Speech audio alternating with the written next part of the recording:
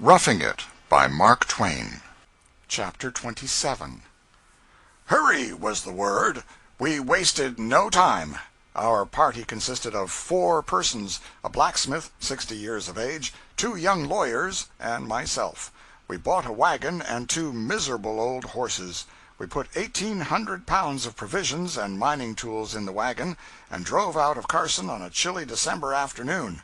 The horses were so weak and old that we soon found that it would be better if 1 or 2 of us got out and walked. It was an improvement. Next we found that it would be better if a 3rd man got out. That was an improvement also. It was at this time that I volunteered to drive, although I had never driven a harnessed horse before, and many a man in such a position would have felt fairly excused from such a responsibility. But in a little while it was found that it would be a fine thing if the driver got out and walked also. It was at this time that I resigned the position of driver, and never resumed it again. Within the hour we found that it would not only be better, but was absolutely necessary that we 4, taking turns, 2 at a time, should put our hands against the end of the wagon and push it through the sand, leaving the feeble horses little to do but keep out of the way and hold up the tongue.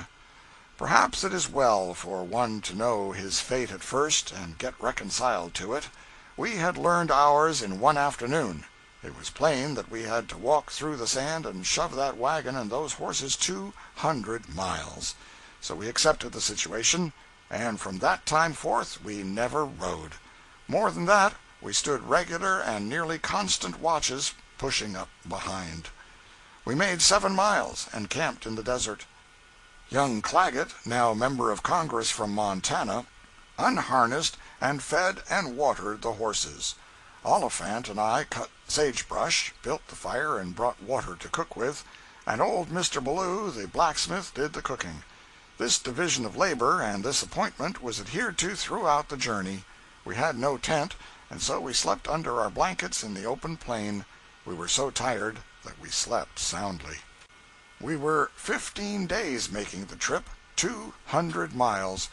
13 rather, for we lay by a couple of days in one place to let the horses rest. We could really have accomplished the journey in 10 days if we had towed the horses behind the wagon, but we did not think of that until it was too late, and so went on shoving the horses and the wagon too, when we might have saved half the labor. Parties who met us occasionally advised us to put the horses in the wagon, but Mr. Ballou, through whose ironclad earnestness no sarcasm could pierce, said that that would not do, because the provisions were exposed and would suffer, the horses being bituminous from long deprivation. The reader will excuse me from translating. What Mr. Ballou customarily meant when he used a long word was a secret between himself and his Maker. He was one of the best and kindest-hearted men that ever graced a humble sphere of life. He was gentleness and simplicity itself, and unselfishness too. Although he was more than twice as old as the eldest of us, he never gave himself any airs, privileges, or exemptions on that account. He did a young man's share of the work, and did his share of conversing and entertaining from the general standpoint of any age, not from the arrogant, overawing summit height of 60 years. His one striking peculiarity was his Partingtonian fashion of loving and using big words for their own sakes, and independent of any bearing they might have upon the thought he was proposing to convey.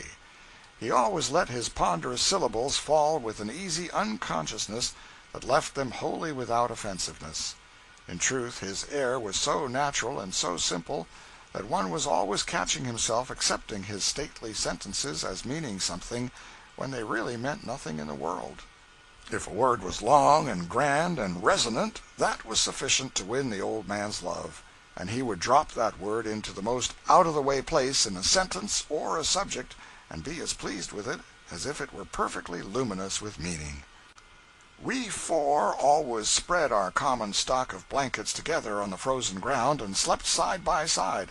And, finding that our foolish long-legged hound pup had a deal of animal heat in him, Oliphant got to admitting him to the bed, between himself and Mr. Ballou, hugging the dog's warm back to his breast, and finding great comfort in it. But in the night the pup would get stretchy and brace his feet against the old man's back and shove, grunting complacently the while, and now and then, being warm and snug, grateful and happy, he would paw the old man's back simply in excess of comfort, and at yet other times he would dream of the chase and in his sleep tug at the old man's back hair and bark in his ear. The old gentleman complained mildly about these familiarities at last, and when he got through with his statement he said that such a dog as that was not a proper animal to admit to bed with tired men, because he was so meretricious in his movements and so organic in his emotions. We turned the dog out. It was a hard, wearing, toilsome journey, but it had its bright side, for after each day was done and our wolfish hunger appeased with a hot supper of fried bacon, bread, molasses, and black coffee, the pipe-smoking, song-singing, and yarn-spinning around the evening campfire in the still solitudes of the desert was a happy, care-free sort of recreation that seemed the very summit and culmination of earthly luxury. It is a kind of life that has a potent charm for all men, whether city or country bred.